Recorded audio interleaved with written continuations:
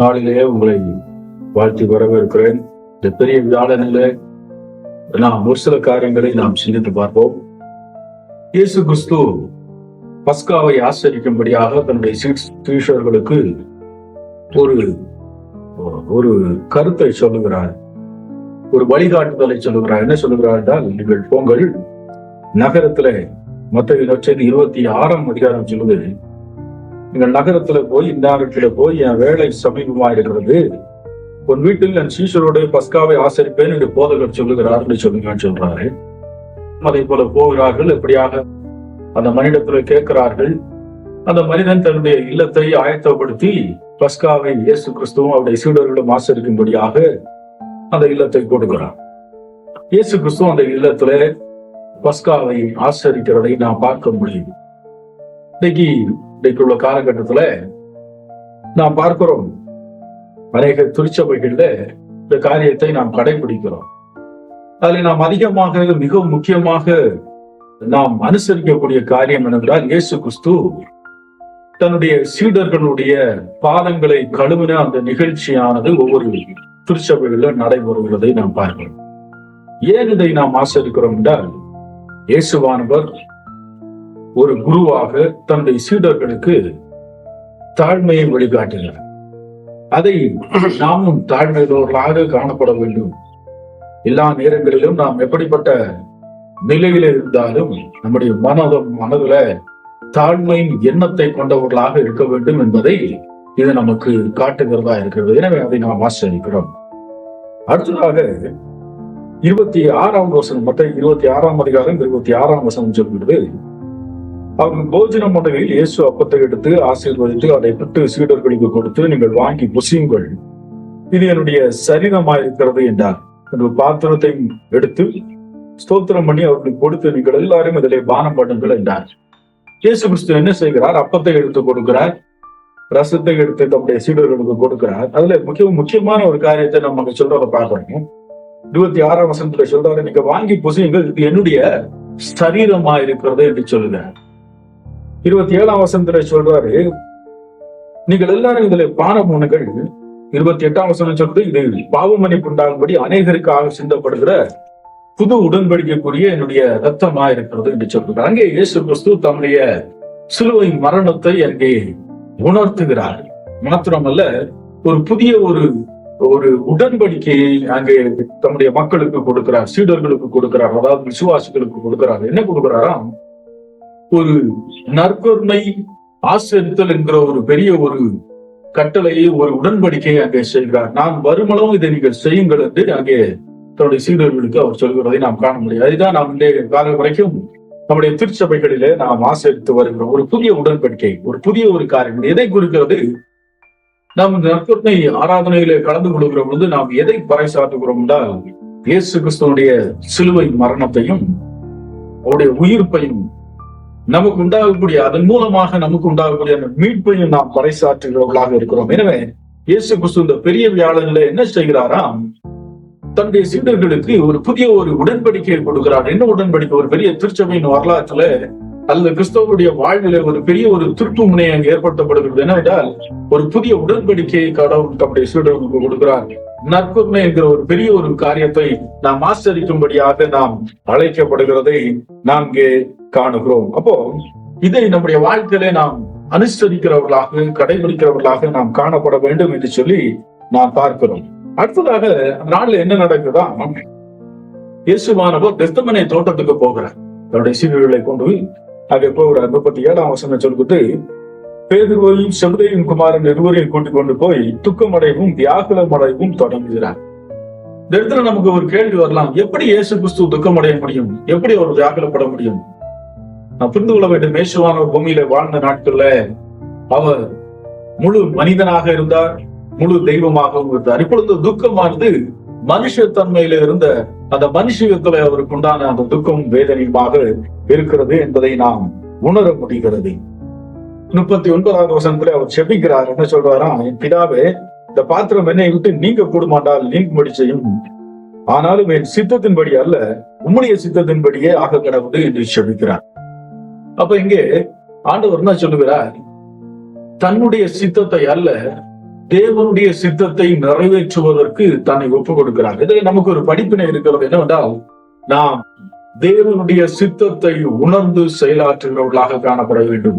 அல்லது தேவனுடைய சித்தம் நம்முடைய வாழ்க்கையில நிறைவேறுவதற்கு நம்மை அர்ப்பணிக்கிறவர்களாக நாம் காணப்பட வேண்டும். அநேக நேரங்கள்ல நம்முடைய சிந்தனையினுடைய அல்லது நம்முடைய எண்ணங்களை செயலாக வடிவம் கொடுப்பதற்கு, நம்முடைய எண்ணங்கள் செயலாக்கம் பெறுவதற்கு நம்முடைய ஜெபங்கள் இருக்கிறது. ஆண்டவரே, இந்த காரியத்துல எனக்கு உதவி செய்யும் என்றோ அல்லது இந்த காரியம் எனக்கு வேண்டும் என்றோ நாம் ஜெபிக்கிறோம்.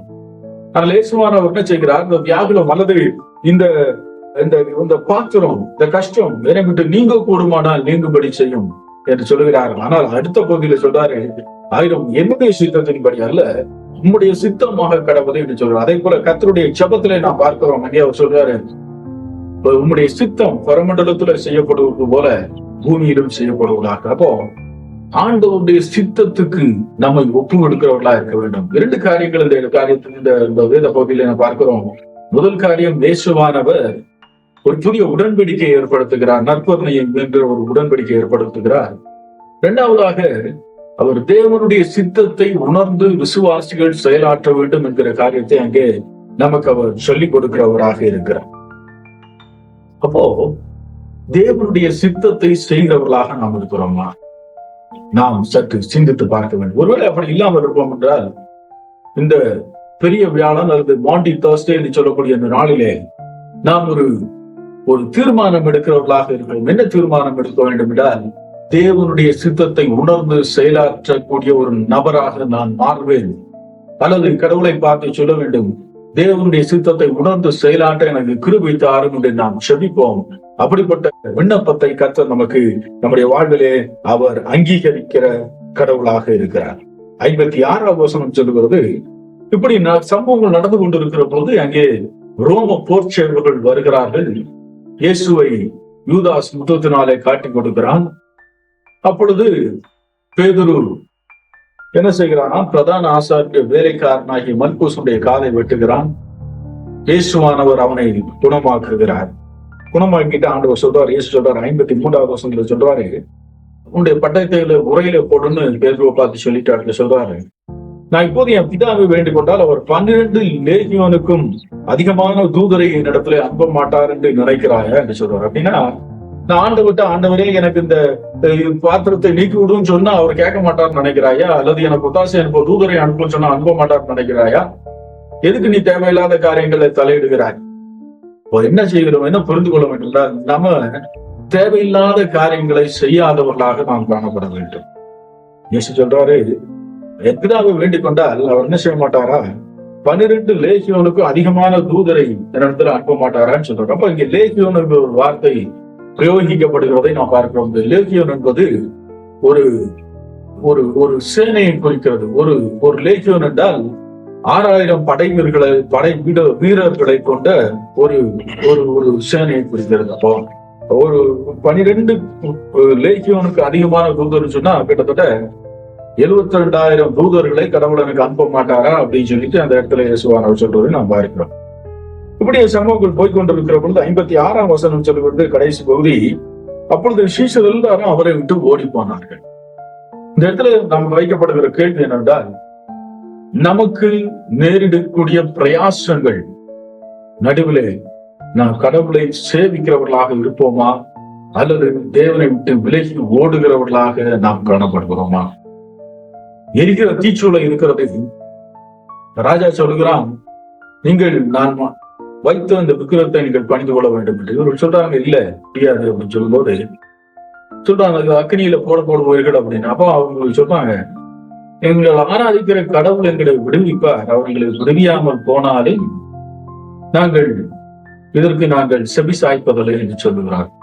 இதை குறிக்கிறது என்றால், எந்த சூழ்நிலை வந்தாலும் கடவுளை விட்டு விலகாத தேவனை சார்ந்திருக்கக்கூடிய மனநிலை விசுவாசிகளாக சீடர்களாக இருக்கக்கூடிய நமக்கு வேண்டும். இங்கே சொல்லப்படுகிறது சீடர்கள், அப்பொழுது சீடர்கள் எல்லாம் அவரை விட்டு ஓடி போனார்கள். நாம் உண்மையாக ஆண்டவரை பின் செல்லுகிற சீடர்களாக காணப்பட வேண்டும். உண்மையாக தேவனை ஆராதிக்கிறவர்களாக எந்த சூழ்நிலை வந்தாலும் தேவனை மாத்திரம் பின் செல்லுவர்களாக வாழ்வோம் என்றுதான் ஒரு தீர்மானத்தை எடுக்கிறவர்களாக இருக்க வேண்டும். இந்த நாளில, இந்த பெரிய வியாழனில நாம் புரிந்து கொள்ள வேண்டிய காரியம் என்னவென்றால், கர்த்தர் ஒரு புதிய உடன்படிக்கையை இந்த நாளில் ஏற்படுத்திக் கொண்டார். நற்கருணை ஆராதனை என்ற காரியத்தை. இரண்டாவதாக, தம்முடைய சித்தத்தை அல்ல, தேவனுடைய சித்தத்தை உணர்ந்து செயலாற்றியவர்களாக நான் காணப்பட வேண்டும் என்று ஆண்டவர் நமக்கு போதித்திருக்கிறார். அடுத்ததாக, எந்த சூழ்நிலையிலும் தேவனை சார்ந்திருக்கிறவர்களாக, தேவனை பின் செல்கிறவர்களாக நாம் வாழ வேண்டும் என்று ஆண்டவர் விரும்புகிறார். எனவே இந்த சிந்த காரியங்களை நம்முடைய சிந்தையிலே வைப்போம், சிந்திப்போம், கடவுளை பின் சொல்லுவோம், தேவனுடைய சித்தத்துக்கு நம்மை அர்ப்பணித்து வாழ்வோம். கர்த்தர் நம்மை ஆசீர்வதிப்பார். நாம் செல்கிறோம். இரக்கங்களின் பரலோகமே, இந்த வேலைக்காக நன்றி சொல்கிறோம். நாங்கள் சிந்தித்த இந்த வார்த்தைகளுக்காக ஸ்தோத்திரம். நாங்கள் உம்முடைய சித்தத்தை உணர்ந்து செயலாற்ற எங்களுக்கு உதவி செய்யும். எல்லா சூழ்நிலைகளிலும் உம்மை மாத்திரம் பின் செல்கிறவர்களாக, ஒரு காலம் எங்களுக்கு நேரிடுகிற சூழ்நிலைகள் நிமித்தமாய் உம்மை விட்டு விலகி ஓடாதபடிக்கு உம்மையே பின் செல்கிறவர்களாக வாழ எங்களுக்கு உதவி செய்யும். உடைய கிருபைகளை தாங்கட்டும். உடைய நல்ல ஆவியானவர் செம்மையான பாதையிலே நடத்தும். இயேசுவின் மூலம் செல்கிறோம் நல்ல பிதாவே. ஆமென்.